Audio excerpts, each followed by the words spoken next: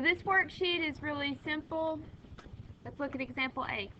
Calculate the resultant velocity of an airplane that normally flies at 200 km per hour if it encounters a 50 km per hour tailwind. On every one of these problems, you have to draw a vector diagram. So here's our vector diagram. You're just going to draw in vector arrows, and you have to label the vector arrows. We have 200 km per hour, and then you need to draw a 50 km per hour vector. Make sure that these arrows represent the magnitude of the number.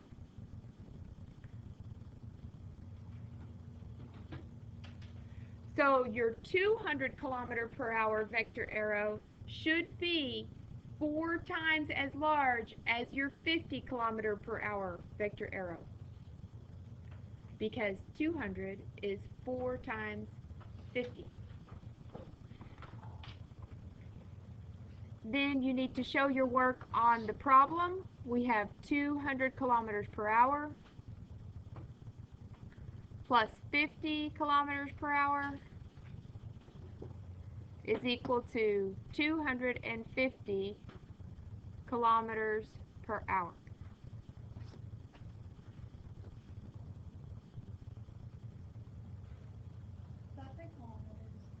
Yes.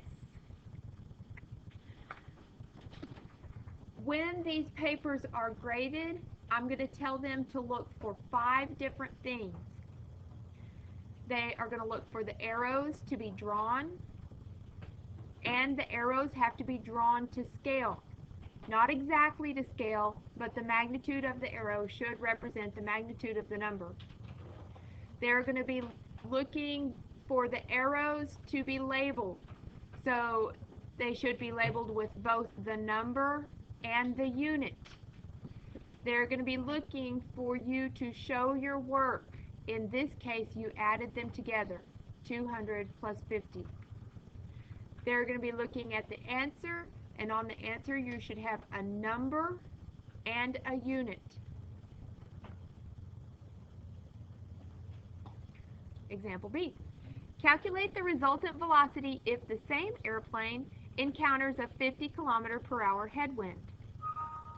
Draw a vector diagram to represent this situation. Alright, so here's our 200 km per hour vector, and here's our 50 km per hour. In this case, it's a headwind.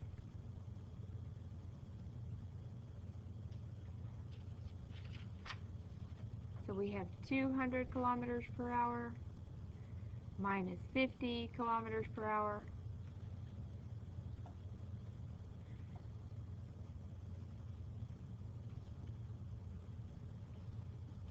So it's 150 kilometers per hour. So if your arrows are pointing in the same direction, then the operation that you use is addition. If your arrows are pointing in opposite directions, then the operation you use is subtraction.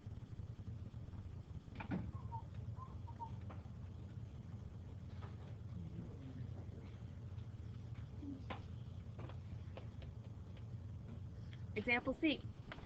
Calculate the magnitude of the resultant of a pair of 100 km per hour velocity vectors that are at right angles to each other.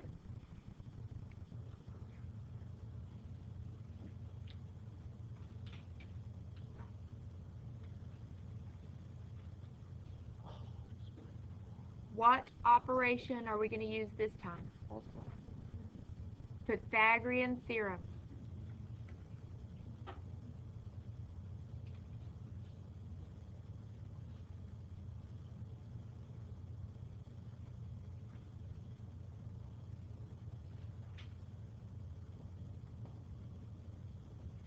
So if they're at right angles, then we have side A and side B and a hypotenuse. So side A is going to be this 100 km per hour side. B will be this 100 kilometer per hour side, and then C is what we're trying to find. That's the hypotenuse. The Pythagorean theorem is a squared plus b squared equals c squared. What does that say on the middle line? C. That's supposed to be a parenthesis.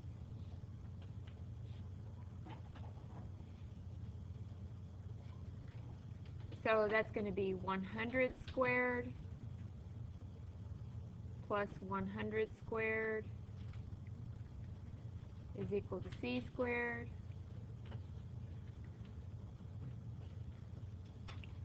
100 squared, that's 10,000 plus 10,000 equals c squared. 10,000 plus 10,000 is 20,000 is equal to c squared. To find c out of c squared, we take the square root of c. Whatever you do to one side of the equation, you have to do to the other side of the equation. So you take the square root of 20,000. Wait, why? Yeah. You got it? Okay. So the square root of 20,000 is 141 is equal to c. And the unit on that is going to be kilometers per hour. Per hour.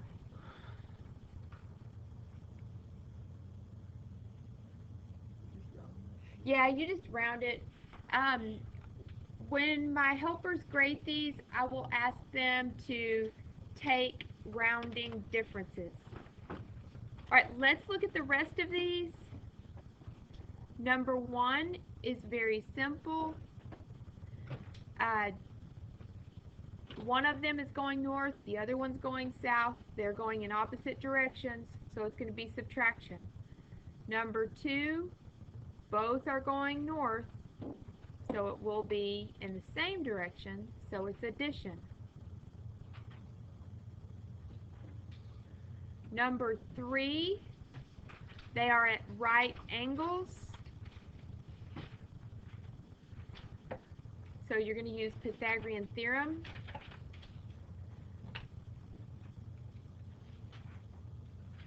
I'm going to let you look at number 4 and 5, draw it out, try to figure it out. 6 should also be pretty simple for you, just draw it out.